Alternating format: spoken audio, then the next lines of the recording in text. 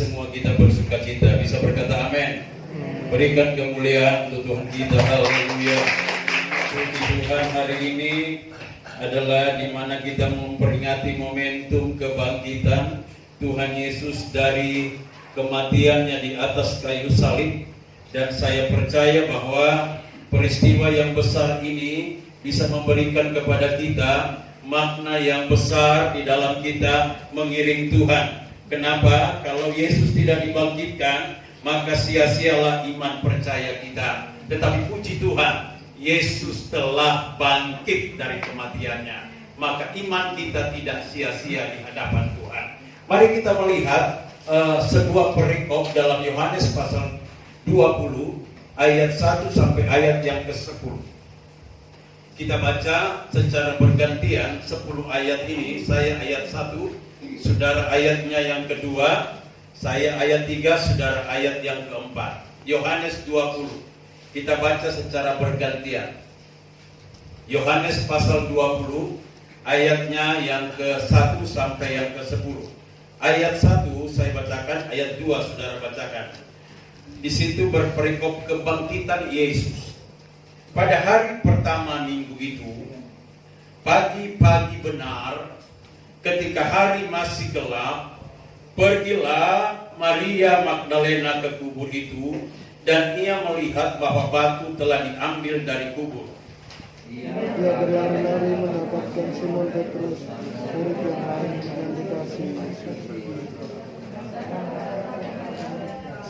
Tuhan telah diambil orang dari kuburnya, dan kami tidak tahu di mana dia. Maka berangkatlah Petrus dan murid yang lain itu ke kubur. Keduanya berlari bersama-sama, tetapi murid lain itu berlari lebih cepat daripada Petrus, sehingga lebih dahulu sampai di kubur. Ia menjenguk ke dalam dan melihat kain kafan terletak di tanah, akan tetapi ia tidak masuk ke dalam. Maka datanglah Simon Petrus juga menyusul dia, dan masuk ke dalam kubur itu. Ia melihat kain kafan terbelah, Sedang kain pelu yang tadinya ada di kepala Yesus tidak terletak dekat kain kafan itu, tetapi agak di samping di tempat yang lain dan sudah tergulung. yang lebih dahulu sampai di kubur itu, dan ia melihatnya dan percaya. Sebab selama itu mereka belum mengerti isi kitab suci yang mengatakan bahwa ia harus bangkit dari antara orang mati. Lalu pulanglah kedua murid itu ke rumah. Bisa berkata amin. Dari kisah ini kita memperhatikan bahwa kebangkitan Yesus disaksikan oleh murid-murid Yesus, yaitu Yohanes dan Simon Petrus dan Maria. Perhatikan Bapak Ibu, saya berbicara dari hal kebangkitan Yesus membawa harapan yang pasti. Kebangkitan Yesus membawa harapan yang pasti. Dari ayat ini kita melihat, kalau saudara memperhatikan di slide ini, dalam ayat ini dijelaskan bahwa pada hari pertama minggu itu, pagi-pagi benar, hari masih gelap, Maria Magdalena pergi ke kubur Yesus dan mendapati batu penutup kubur sudah terguling, dari kubur telah kosong. Ayat ini menjelaskan kepada kita bahwa Yesus bangkit pagi-pagi benar. Pagi-pagi benar, tetapi pagi-pagi benar pada hari pertama minggu itu, mereka pergi ke kubur membawa rempah-rempah, yaitu Maria Magdalena dan Maria yang lain yang telah disediakan mereka. Mereka mendapati batu sudah terguling dari kubur itu. Nah Bapak Ibu Saudara, hari pertama dalam kalender Yahudi, hari pertama minggu itu dalam kalender Yahudi adalah hari Minggu, bukan hari Senin. Hari Minggu itu dalam kalender Yahudi. Hari pertama Minggu, dini hari, masih gelap. Jadi Tuhan Yesus bangkit pada hari Minggu kurang lebih jam 3 atau jam 4 pagi. Hari pertama Minggu itu berbicara hari Minggu dalam kalender Yahudi. Yesus bangkit kurang lebih jam 3 atau jam 4 pagi. Masih gelap. Di sini berbicara kepada kita bahwa Yesus lebih dahulu bangkit dari kematiannya sebelum kita bangun dari tidur. Apa artinya? Sebelum kita bangun dari tidur, Tuhan sudah menyiapkan segala-galanya. Bisa berkata amin. Pagi-pagi benar. Pada hari Minggu kurang lebih jam 3-4 pagi. Itu luar biasa. Nah Bapak Ibu Saudara, dalam ayat ini juga dijelaskan tentang sebuah fakta, peristiwa yang spektakuler tentang kebangkitan Tuhan Yesus dari kubur, di mana Maria Magdalena serta murid-murid, yaitu Simon Petrus dan Yohanes, menyaksikan bahwa kubur telah kosong. Ayat 2 dan 6 sampai 6. Mereka menyaksikan bahwa kubur telah kosong. Simon Petrus, Yohanes menyaksikan kubur telah kosong. Artinya sebuah fakta bahwa Yesus telah bangkit. Ternyata kuburnya telah kosong. Ada banyak analisis hari-hari ini mengatakan bahwa Yesus tidak pernah bangkit. Itu bohong besar. Tetapi fakta membuktikan, sejarah membuktikan bahwa kubur itu telah kosong. Yesus telah bangkit. Bisa berkata amin? Nah, namun mereka mengira bahwa mayat Tuhan Yesus diambil orang, sebab mereka belum mengerti jelasan tentang firman Tuhan, di mana Tuhan Yesus berjanji akan bangkit pada hari yang ketiga, ayat 1-2. Jadi ini mereka juga murid-murid mengira bahwa mayat Yesus itu diambil orang, sehingga berkembang teori-teori bahwa Yesus sebenarnya nggak bangkit, tapi mayatnya dicuri orang. Padahal Yesus benar-benar bangkit. Yesus benar-benar bangkit, tetapi sebuah fakta ketika mereka masuk ke dalam kubur, murid-murid tidak menemukan Yesus. Mereka hanya melihat terletak di kain kafan itu, terletak di tanah kain kafan, dan kain peluh yang tadinya ada di kepala Yesus tidak terletak dekat kain kafan. Jauh kain peluh itu kain penutup. Ya, ayat 3-7 di situ dijelaskan. Dan ini malaikat berkata, ia tidak di sini, ia telah bangkit. Jadi fakta kebangkitan Yesus bukan hanya disaksikan oleh murid-murid, bukan hanya disaksikan oleh Maria Magdalena dan Maria yang lain, tetapi malaikat sendiri bersaksi bahwa Yesus telah bangkit. Haleluya. Jadi saudara, jangan terpengaruh dengan ajaran keliru. Peristiwa kebangkitan Yesus itu terjadi 2000 tahun yang lalu. Kemudian ajaran-ajaran yang menyesatkan itu terjadi sesudah 1000 tahun yang lalu. Jauh sekali. 500 tahun yang lalu, 1500 tahun yang lalu, ajaran-ajaran yang menyesatkan itu muncul. Bagaimana bisa ajaran sesat itu mengatakan Yesus sudah bangkit? Padahal jauh sebelumnya fakta sejarah membuktikan, dan itu dibuktikan oleh malaikat sendiri bahwa Yesus telah bangkit. Tetapi ada banyak ajaran sesat yang mengatakan bahwa Yesus tidak bangkit, mayatnya dicuri orang. Itu sebuah ajaran yang keliru. Sebuah ajaran yang benar itu didasari oleh fakta, dan fakta itu diteguhkan oleh malaikat. Bisa berkata amin. Jadi Yesus benar-benar bangkit. Ini ya, dia benar-benar bangkit dari kuburan. Ya, kuburnya telah kosong. Ini kain kafan. Kuburnya telah kosong. Ya, ini kain kafan, ini kain peluh. Ya, kuburnya telah kosong. Haleluya. Namun ada banyak teori yang keliru, yang menyesatkan, yang mengatakan bahwa Tuhan Yesus tidak pernah bangkit dari kematian. Ini teori-teori ini muncul setelah 500 atau 1000 tahun sesudah Yesus bangkit. Mana bisa? Teori itu mengatakan Yesus tidak pernah bangkit. Padahal peristiwa yang terjadi jauh sebelumnya. 500 tahun, 1000 tahun yang lalu. Itu sudah Yesus sudah bangkit peristiwa itu. Nah, teori-teori ini ada beberapa teori. Yang pertama teori pingsan.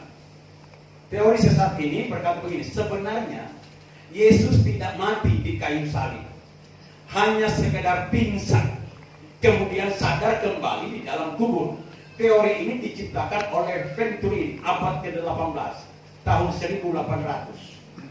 Dan salah satu organisasi Islam Ahmadiyah membenarkan teori ini. Mana bisa abad 18, 1800 tahun 1800 bisa mengatakan bahwa Yesus tidak bangkit, padahal 1800 tahun yang lalu Yesus sudah bangkit. 1800 antara jarak waktu yang jauh dengan peristiwa Yesus bangkit itu. Tetapi mengatakan tahun 1800, 200 tahun yang lalu baru. Kenapa muncul teori ini?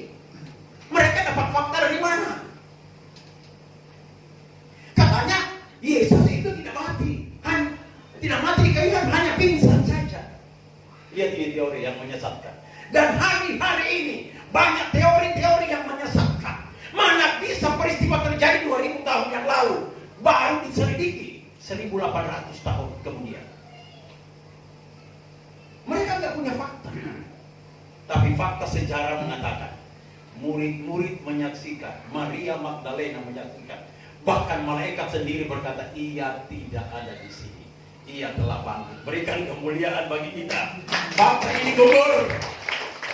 Fakta ini fakta omong kosong. Teori ini teori omong kosong. Yang kedua, teori tercuri. Teori ini menyesatkan begini, Yesus benar-benar mati, meninggal, tetapi murid-murid pergi ke kubur mencuri mayat Yesus. Teori ini diciptakan oleh Justinus Martir dan Tertullianus dan Yahudi. Ini pun terjadi 1800, tahun 1800. Jadi 1800 sesudah Yesus bangkit, teori ini muncul. Tidaklah mungkin. Sedangkan murid-murid pergi ke kubur dan mereka melihat kubur sudah kosong. Mana bisa dicuri? Kuburnya sudah kosong. Dan mereka berkata, kamu mencari dia telah bangkit dari kuburnya, dia nggak ada di sini. Dan teori yang menyesatkan ini, teori tercuri ini adalah gugur juga. Bisa berkata amin. Yesus benar-benar bangkit. Mereka berkata bahwa mayat Yesus dicuri oleh murid-muridnya. Itu omong kosong. Tetapi benar-benar Yesus bangkit dari kuburannya. Haleluya. Teori ilusi. Teori ilusi itu, teori menyesatkan itu berkata begini. Penampakan fisik Yesus Kristus adalah semacam ilusi atau imajinasi. Murid-murid tidak melihat secara nyata tubuh Yesus telah bangkit, hanya melihat sebuah imajinasi atau ilusi saja. Lihat. Jadi mereka berkata bahwa Yesus bangkit itu hanya ilusi, imajinasi murid-murid. Bukankah malaikat sendiri menyaksikan bahwa Yesus tidak ada di sini? Yesus telah bangkit. Itu bukan sebuah ilusi, itu bukan sebuah imajinasi. Dan mereka datang di kubur dan murid-murid melihat kubur sudah kosong. Jadi itu bukan ilusi, bukan imajinasi. Setelah Yesus bangkit, mereka mengunci pintu dalam sebuah ruangan. Tiba-tiba Yesus masuk. Dengan nyata Yesus menunjukkan, tunjukkan jarimu ke lambungku. Ini loh bekas paku masih ada. Dan dia berkata, damai sejahtera bagi kamu. Jadi itu bukan teori ilusi. Teori ilusi pun gagal. Amin. Yesus benar-benar bangkit. Ya, jadi teori ilusi imajinasi itu pun gagal. Ya, karena tidak punya alasan, fakta sejarah. Teori makam yang salah. Lihat ini. Teori makam yang salah ini menyesatkan, berkata semua orang yang pertama-tama pergi ke kubur Yesus, yaitu Maria Magdalena, Maria ibu Yesus, dan Petrus dan Yohanes pergi ke kubur, bukan kubur Tuhan Yesus, sehingga mereka tidak menemukan Yesus. Padahal mereka datang dan menyaksikan kain kafan terletak, kain peluh terletak di tanah.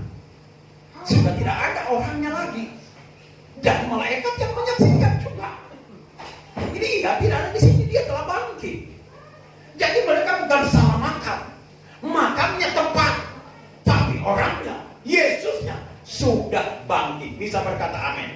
Jadi teori makam yang salah pun gugur karena tidak punya fakta yang mendasar.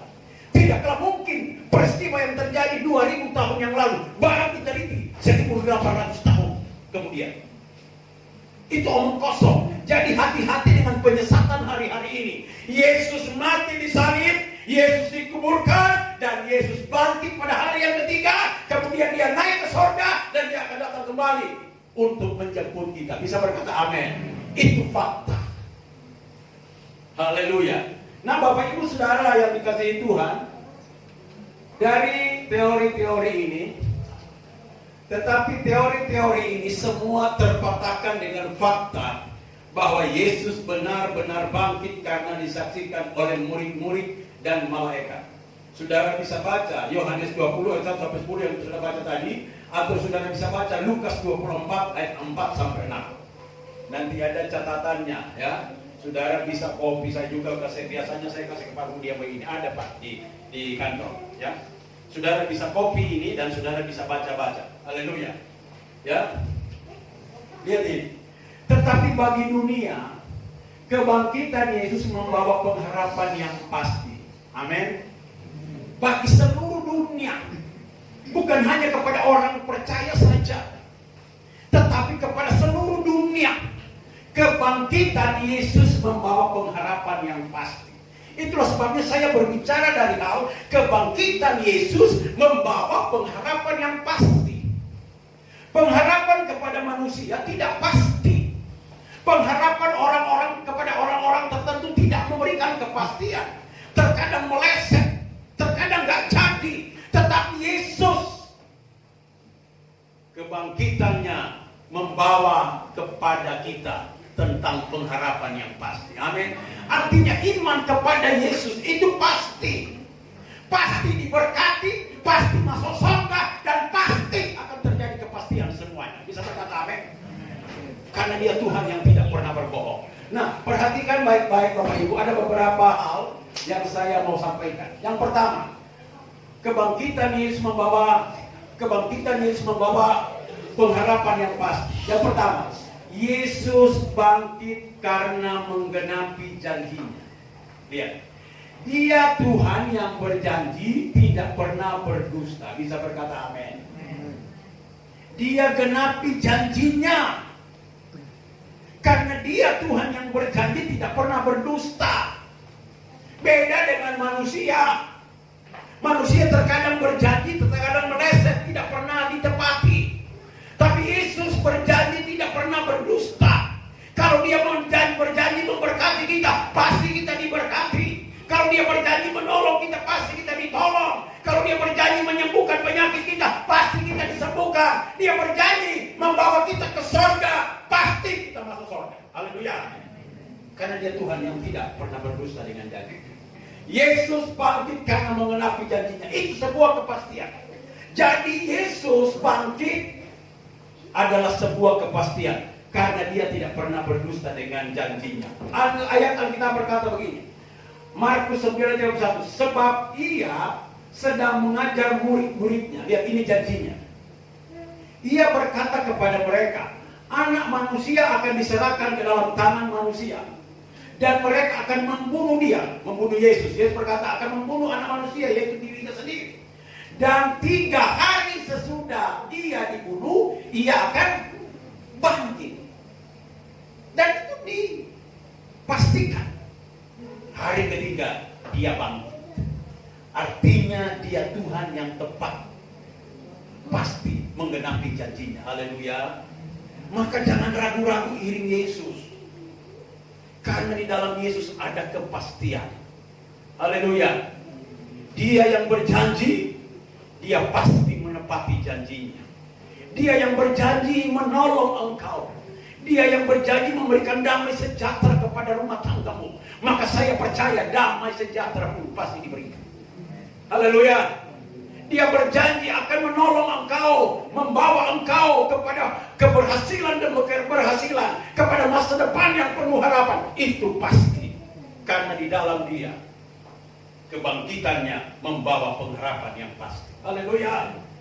Ayat Alkitab berkata begini, Bilangan 23 ayat 19. Allah bukanlah manusia sehingga ia berdusta, bukan anak manusia sehingga ia menyesal. Masakan ia yang berfirman dan tidak melakukan, atau berbicara dan tidak menepati? Tuhan itu bukan manusia. Manusia bisa berjanji, bisa berdusta. Makanya ada lagu dangdut berkata begini, engkau yang berjanji, engkau yang mendustai, engkau yang memulai, engkau yang mengakhiri. Itu manusia. Tapi tidak dengan Tuhan. Tuhan yang berjanji pasti menepati janjinya. Haleluya. Yakin benar kepada Yesus kita yang memberikan kepastian. Karena dia Allah yang berjanji, pasti menepati janjinya. Yang kedua, di dalam Yesus ada pengharapan yang pasti. Kebangkitan Yesus memberikan pengharapan yang pasti. Yesus bangkit membuktikan bahwa dia Tuhan, penguasa alam semesta. Amin. Maut tidak bisa menghalangi kebangkitannya. Kematian tidak bisa menghalangi kebangkitannya. Kubur yang ditutup oleh batu tidak bisa menghalangi kebangkitannya. Kenapa? Karena dia penguasa alam semesta. Dia pencipta langit dan bumi. Dialah pemegang kendali alam semesta ini. Nah, kalau Tuhan pemegang kendali alam semesta ini, dia pencipta langit dan bumi, saya percaya dia juga akan menolong kita di dalam bumi ini. Bisa berkata amin. Dia bisa melakukan apa saja. Bagi manusia bisa katakan mustahil, tapi bagi Tuhan tidak ada perkara yang mustahil. Karena dia penguasa alam semesta, langit dan bumi, di bawah kuasanya. Maka kalau di bawah kuasanya, dia yang mengatur segala-galanya. Bisa berkata amin. Lihat ini ayat ini berkata, Yohanes 11:5. Jawab Yesus, akulah kebangkitan dan hidup. Barang siapa percaya kepadaku, ia akan hidup walaupun ia sudah mati. Ada jaminan yang pasti bagi orang yang percaya kepada Yesus. Ketika dia mati di dalam Tuhan, maka dia pun pasti akan dibangkitkan ketika Yesus datang pada kali yang kedua. Haleluya. Karena dia penguasa alam semesta. Dia yang mengatur hidup kita. Dia mengatur dunia ini. Semua ada dalam kendali Tuhan. Haleluya. Maka percayalah sungguh-sungguh kepada dia. Dialah penguasa alam semesta ini. Kematian tidak bisa menghalangi dia harus bangkit dari kematiannya. Lihat Filipi 2 ayat 8-11. Dan dalam keadaan sebagai manusia, ia telah merendahkan dirinya dan taat sampai mati. Bahkan sampai mati di kayu salib. Itulah sebabnya Allah sangat meninggikan dia dan mengaruniakan kepadanya nama di atas segala nama, supaya dalam nama Yesus bertekuk lutut segala yang ada di langit dan yang ada di atas bumi dan yang ada di bawah bumi, dan segala lidah mengaku Yesus Kristus adalah Tuhan bagi kemuliaan Allah Bapa. Haleluya. Akan terjadi masa-masa yang spektakuler. Hari-hari terakhir semua lidah mengaku Yesus Kristus Tuhan. Semua lutut bertelur menyembah Yesus Kristus Tuhan. Kenapa? Hanya dia satu-satunya Tuhan. Tidak ada yang lain. Haleluya. Makanya kita bersyukur kalau kita sudah di dalam Tuhan. Kita sedang mengaku, memuji dia, mengagungkan dia. Dia Tuhan. Dan akan ada antrian banyak di hari-hari terakhir. Orang akan cari Yesus. Akan cari Tuhan yang sebenarnya. Tuhan yang sebenarnya adalah Tuhan Yesus Kristus. Tidak ada yang lain. Haleluya. Lihat ini. Ayat berikutnya berkata begini. Lihat. Kisah 4 ayat 12. Dan keselamatan tidak ada di dalam siapapun juga selain di dalam dia. Di dalam Yesus. Artinya di luar Yesus tidak ada keselamatan. Sebab di bawah kolong langit ini tidak ada nama lain yang diberikan kepada manusia yang olehnya kita dapat diselamatkan. Tidak ada nama lain yang bisa menyelamatkan. Hanya Yesus. Kenapa hanya Yesus yang menyelamatkan? Karena dialah pemilik alam semesta ini. Dialah yang sanggup menyelamatkan kita dari hukuman dosa. Dia yang sanggup menyelamatkan kita dari malapetaka demi malapetaka. Dia yang sanggup menyelamatkan kita dari virus demi virus. Dia yang sanggup menyelamatkan usaha, rumah tangga dan pekerjaan kita. Haleluya. Dia sanggup. Dia penguasa alam semesta. Maka jangan ragu-ragu iring Tuhan. Haleluya. Jangan ragu-ragu iring Tuhan. Tuhan yang kita sembah adalah Tuhan yang benar. Haleluya. Tuhan yang kita sembah menjamin kita masuk surga. Yang lain hanya bisa berkata mudah-mudahan. Tapi Tuhan yang kita sembah dalam nama Yesus, jaminannya sampai di surga kekal. Itu luar biasa. Karena Dia penguasa alam semesta. Yang ketiga, kebangkitan Yesus membawa pengharapan yang pasti. Yang ketiga, Yesus bangkit membuktikan bahwa maut dosa telah dikalahkan.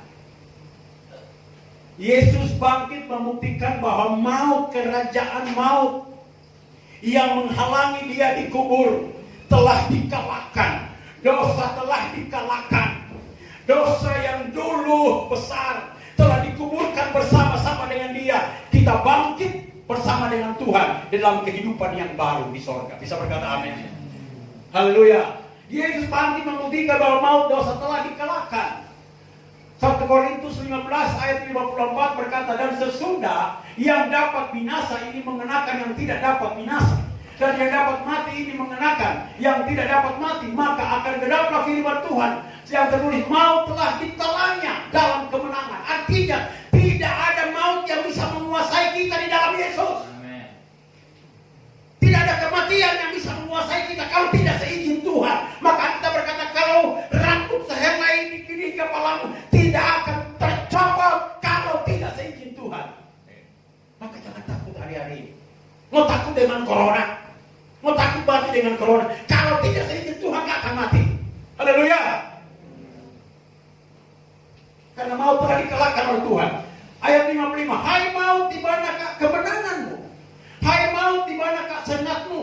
Ayat 56, sengat maut ialah dosa dan kuasa dosa telah dihukum dan ialah hukum Taurat. Ayat 57, tetapi syukur kepada Allah yang telah memberikan kepada kita kemenangan oleh Yesus Kristus Tuhan kita. Haleluya.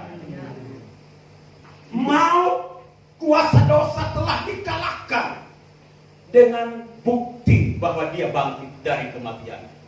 Maka sebenarnya tidak ada kuasa kegelapan yang bisa mengalahkan orang percaya. Karena orang percaya kepada Yesus, ada Yesus di dalamnya. Maka saudara jangan takut santet. Jangan takut santet. Jangan takut yang namanya dukun segala macam. Mereka pasti kalah. Haleluya. Wow, saya banyak alami itu, disantet, didukunin.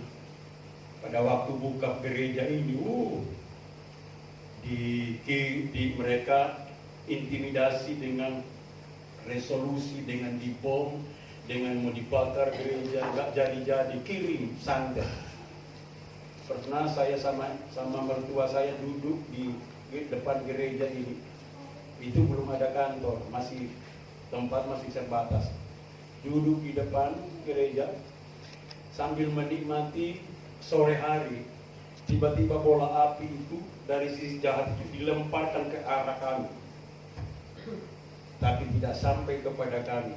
Kena di pohon kates depan. Pohon kates waktu itu langsung kering. Santet tidak bisa mempan kepada orang yang percaya kepada Yesus. Haleluya. Dosa tidak bisa menguasai kita lagi, kecuali kita memberikan diri kita kepada dosa. Dosa semua bisa habis, bisa selesai, karena Yesus sudah menang. Maka umatnya pasti menang. Bisa berkata amin. Haleluya. Itulah kepastian di dalam Yesus. Yang keempat, kebangkitan Yesus membawa pengharapan yang pasti.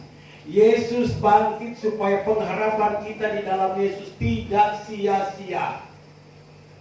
Yesus bangkit supaya pengharapan kita di dalam Yesus tidak sia-sia. Beda Tuhan yang lain, mati nggak bangkit sampai hari ini. Tapi Tuhan kita beda. Dia mati, dikubur, dan Dia berjanji bangkit pada hari yang ketiga. Dan itu dibuktikan olehnya. Supaya apa? Pengharapan kita di dalam Tuhan tidak sia-sia. Haleluya. Pengiringan kita di dalam Yesus tidak sia-sia. 1 Korintus 15 ayat 17. Dan jika Kristus tidak dibangkitkan, maka sia-sialah kepercayaan kamu dan kamu masih hidup dalam dosamu. Demikianlah binasa juga orang-orang yang mati dalam Kristus. Jikalau kita hanya dalam hidup ini saja menaruh pengharapan pada Kristus, maka kita adalah orang-orang yang paling malang dari segala manusia. Jadi kalau Yesus tidak dibangkitkan, maka kita adalah orang-orang yang paling malang. Sia-sia. Tapi puji Tuhan, pengharapan kita kepada Yesus tidak sia-sia. Yesus bangkit. Iman percaya kita kepada Yesus tidak sia-sia. Pengorbanan saudara untuk pekerjaan Tuhan tidak sia-sia. Korban saudara untuk pekerjaan Tuhan tidak sia-sia. Iman waktu saudara diberikan kepada Tuhan tidak sia-sia. Semua membawamu ke dalam kerajaan surga kekal selama-lamanya. Haleluya. Mari giat terus dalam pekerjaan Tuhan. Amin. Kalau kita giat dalam pekerjaan Tuhan, maka jerih lelahmu tidak sia-sia. Besok itu Senin hari Cengbing, bersih-bersih. Tetapi kita mau bersihkan ini gereja. Haleluya. Saya butuh cat tembok paragon 20 kilo untuk ngecat ini. Saya tidak minta uang, minta dalam bentuk barang, karena ada Pak Hari yang akan ngecat. Bisa berkata amin? Amin. Karena setiap pengorbanan kita serupiah pun, setetes keringat kita untuk Tuhan, Tuhan perhitungkan dan ada pahala mahkota di sorga kekal Tuhan siapkan. Amin. Haleluya. Saya percaya kita juga akan cat bagian depan. Om Heru minta supaya bagian depan warna krem. Puji Tuhan, saya juga suka warna krem. Jadi kita butuh pekerjaan Tuhan, butuh sentuhan tangan saudara. Karena saya yakin apapun yang saudara korbankan untuk Tuhan tidak sia-sia. Haleluya. Lihat ini ayat. Ya. 1 Korintus 10. Tetapi yang benar ialah bahwa Kristus telah dibangkitkan dari antara orang mati sebagai yang sulung dari antara orang-orang yang telah meninggal. Dia telah bangkit, maka kepercayaan kita kepadanya tidak sia-sia. Lihat ini. 1 Korintus 15 ayat 58. Karena itu, saudara-saudaraku yang kekasih, berdirilah teguh, jangan goyah iman, giatlah selalu dalam pekerjaan Tuhan, giat, ambil bagian dalam pekerjaan Tuhan, giat, ya, sebab kamu tahu bahwa dalam persekutuan dengan Tuhan, jerih payahmu apa? Tidak sia-sia. Pengorbananmu nggak sia-sia. Itu Tuhan catat semua. Dan engkau dijamin sampai di sorga kekal menerima mahkota kemuliaan. Berikan kemuliaan Tuhan. Haleluya. Mari kita bergandengan tangan untuk giat dalam melayani dan pekerjaan Tuhan. Saya percaya Tuhan pasti memberkati hidup kita. Next ya. Yang kelima. Kebangkitan Yesus membawa kepastian. Yesus bangkit merubah rasa takut dengan damai sejahtera. Haleluya. Murid-murid itu ketika Yesus mati dikubur, mereka mengunci pintu di kamar, di sebuah ruangan, karena takut kepada orang Yahudi hidup dalam ketakutan. Seperti hari-hari ini manusia hidup dalam ketakutan. Ke gereja takut corona, kumpul-kumpul takut corona, ketakutan semuanya. Tetapi saya mau katakan kepada saudara, Yesus bangkit merubah takut dengan damai sejahtera. Haleluya. Ayat ini berkata, Yohanes 20:6, 8 hari kemudian murid-murid Yesus berada kembali dalam rumah itu, dan Thomas bersama-sama dengan mereka sementara pintu-pintu terkunci. Yesus datang dan ia berdiri di tengah-tengah mereka dan berkata, damai sejahtera bagi kamu. Haleluya. Biarlah di tengah-tengah pandemi corona ini kita tidak hidup lagi dalam ketakutan, tetapi hidup dalam damai sejahtera kepada Tuhan. Bisa berkata amin. Di mana ada damai sejahtera, di situ ada kemerdekaan. Merdeka dari penyakit, merdeka dari segala-galanya, merdeka dari ekonomi, merdeka dari segala-galanya. Kalau ada damai sejahtera. Haleluya.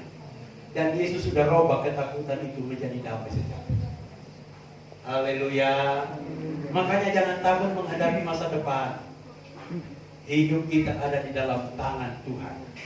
Di perjalanan kekristenan kita pasti diwarnai damai sejahtera. Kalau ada Yesus bangkit berdiam di dalam kehidupan kita. Haleluya. Haleluya. Ayat ini juga berkata begini, Yesaya 41:10. Janganlah takut sebab aku menyertai engkau. Janganlah bimbang sebab aku ini Allahmu. Aku akan meneguhkan, bahkan akan menolong engkau. Aku akan memegang engkau dengan tangan kananku yang membawa kemenangan. Amin.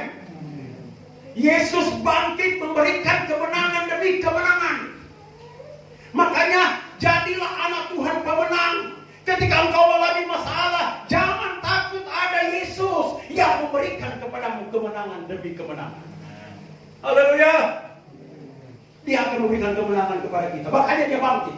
Mazmur 91 ayat 5. Engkau tidak usah takut terhadap kedahsyatan malam, terhadap panah yang terbang di waktu siang. Ayat 6. Terhadap penyakit sampar yang berjalan dalam gelap, terhadap penyakit menular yang mengamuk di waktu petang. Gak boleh takut terhadap penyakit sampar, pandemi, epidemi. Jangan takut menghadapi kedahsyatan malam akhir zaman. Akhir zaman kejahatan, lebih kejahatan akan bertambah-tambah. Coba saudara perhatikan. Baru-baru Mabes Polri pun didatangi oleh teroris. Perempuan lagi. Itu kantor polisi. Artinya kejahatan akan bertambah-tambah. Tetapi kita jangan takut. Ada Yesus yang menjaga rumah tangga kita. Ada Yesus yang menjaga kita. Bisa berkata amin. Nggak kelihatan dengan kasat mata, tapi pasukan malaikat surga berkemah di sekeliling rumahmu, berkemah di sekeliling usahamu, menjaga engkau siang dan malam. Alkitab berkata, penjaga Israel tidak pernah tertidur, penjaga Israel tidak pernah terlelap. Itulah Tuhan kita. Haleluya. Maka jangan takut. Apalagi dengan masa virus corona. Jangan takut ke gereja, jangan takut beribadah. Saya percaya Tuhan lindungi, Tuhan jaga kita. Bisa berkata amin? Nah, ayat berikut berkata begini. Next. Nah. Ya. Ayat 10. Malapetaka tidak akan menimpa kamu. Lihat. Dan tulah tidak akan mendekat kepada kemahmu. Tulah itu virus. Malapetaka tidak akan menimpa kita. Tulah tidak akan mendekat kepada kemahmu, kepada rumahmu. Tidak ada virus-virus. Sebab malaikat yang akan diperintahkannya kepadamu untuk menjaga engkau di segala jalan. Bisa berkata amin. Ada malaikat Tuhan suruh jaga kita. Makanya kebangkitan Yesus membawa pengharapan yang pasti. Sebab Yesus bangkit merubah takut menjadi damai sejahtera. Haleluya. Rasa takut akan dirubah menjadi damai sejahtera. Engkau takut apa hari-hari ini? Takut masa depan? Saya yakin jaminannya damai sejahtera. Haleluya. Alkitab berkata, Dia bukan lagi memberikan roh ketakutan kepada kita. Dia memberikan damai sejahtera yang penuh harapan, hari depan yang penuh harapan. Jangan takut menghadapi masa-masa sulit ini. Akhir zaman akan terjadi masa-masa yang sulit. Tapi jangan takut, bersama Yesus kita pasti menang. Kita pasti alami damai sejahtera. Haleluya. Haleluya. Tetap tersenyum bersama dengan Tuhan, karena pasti kita menang dari segala persoalan hidup kita. Yesus telah bangkit, memberikan kemenangan demi kemenangan bagi kita. Tutup Alkitab. Haleluya. Kita nyanyikan sebuah pujian.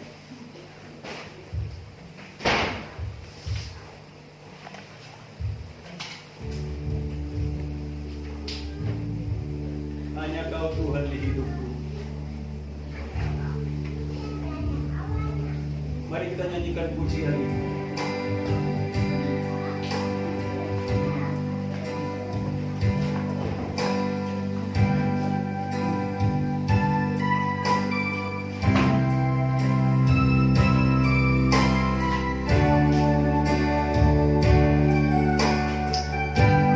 Hanya Kau Tuhan di hidupku. Haleluya.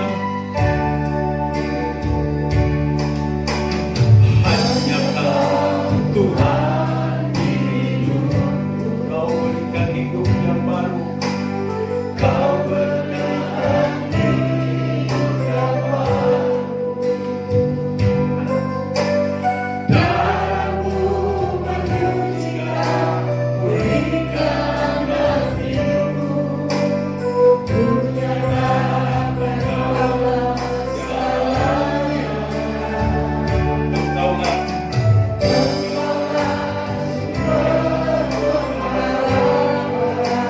kuasamu, kuasa